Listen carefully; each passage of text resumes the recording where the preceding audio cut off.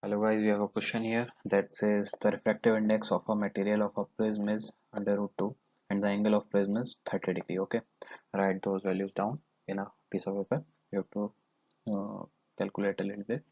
So one of the two refracting surfaces of the prism is made of mirror inwards. Okay, by silver coating, a beam of monochromatic light entering the prism from the other face will retrace its path after reflection from the silvered surface.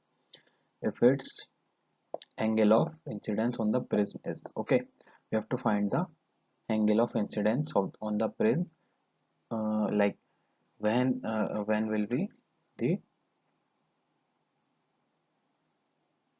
monochromatic light entering the prism from the other face will retrace its path. Okay, so let's move on to the solution.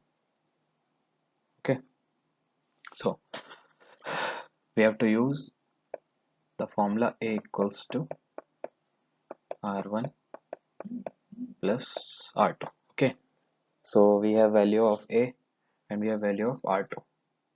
Okay, the value of A is 30 degree. Okay, R1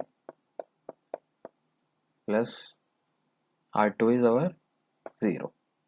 Okay, so we have R1 is 0, R1 is 30.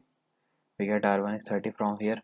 So using Snell's law, we get 1 multiplied by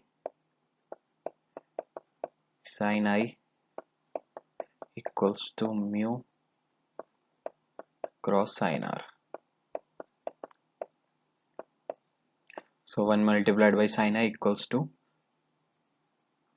we have mu, that is our under root 2, and we have value of R, that is 30. We get sin I equals to 1 by under root 2, and that is our I is our 45 degree. Okay, the answer is 2.